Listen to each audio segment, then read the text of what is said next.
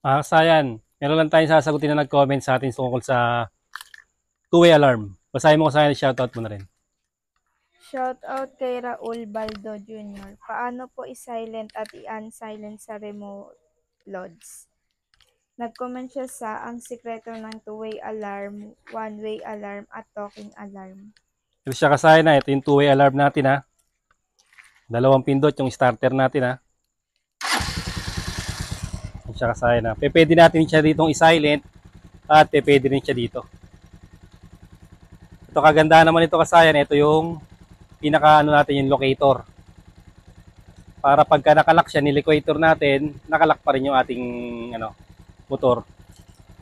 Ito siya ba?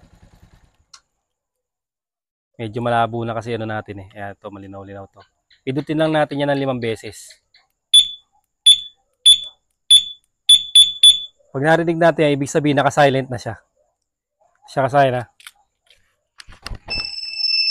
Dito na siya tutunog sa isang natin. Ito yung advantage ng two-way alarm. Tapos kasayan, pagka tatanggalin natin yan, pinutin natin yung locator.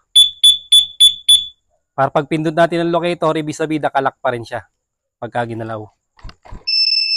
Ayan siya kasayan. No?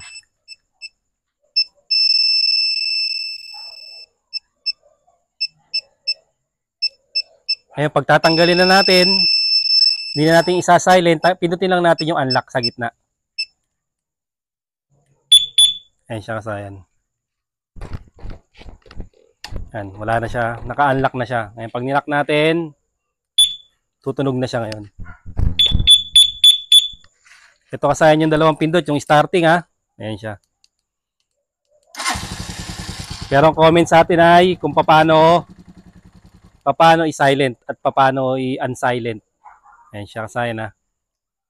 5 pindot lang. Kahit dito gamitin. Kahit alin sa dalawa. Ito kasi malabo na. Ito yung nasa 1, 2, 3, 4, 5. Okay, silent na. Okay, ito na lang katutunog ng natin ha. Pag ginalaw. Pagka gusto niyo naman kasayan yung yung niya, yung sensitivity, ito naman siya ha. Sama na natin yung sensitivity.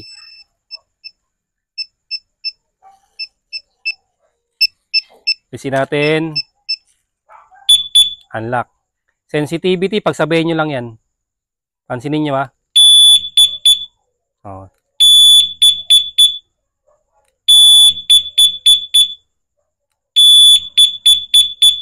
Hanggang 5 yung sensitivity natin. Pag wala natin, yan yung pinakamaselan. Yung sa mga tambutso lang, saka yung sa mga ulan, sa hangin, mag-iingay na siya pagka meron.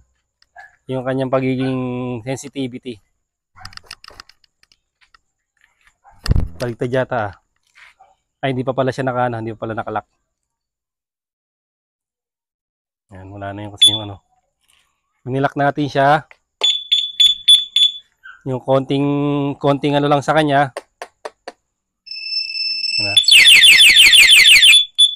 Ayan siya kasayan ha. Sensitivity.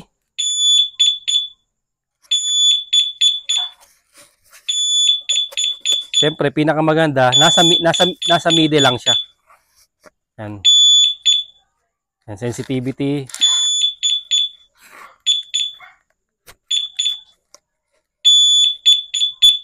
Ayan, 3. Tapos lock natin. Hindi siya masyado pag nagalaw. Hindi siya masyadong sensitive. Number 3. Para kahit yung mga tambutso hindi siya iingay. Pero yung pinaka comment sa atin ay 5 lang kahit alin sa dalawa. Kahit alin sa dalawa yung natin ha. 1, 2, 3, 4, 5. Yan, isabihin naka-silent na siya. Dito naman siya malalaman no. Pagka doon, tumayo ka doon. Doon sa may pinaka-dulo ng motor. Hawakan mo to. Dulong-dulo. Yan. Dito. Pagka inano siya, siya kasayan no. Okay, lapit ka na rito. Kahit nasa malayo ka, Kahit nasa malayo ka kasayan, malalaman mo kasi naka-silent siya. Ito yung gagana, yung isang remote natin. Tapos, para nakalock pa rin siya, ito lang ang pipindutin mo pag gusto mong pahintuin yung tunog.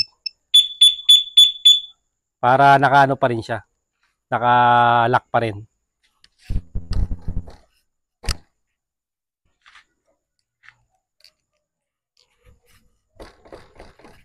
Ayun na. Ayan.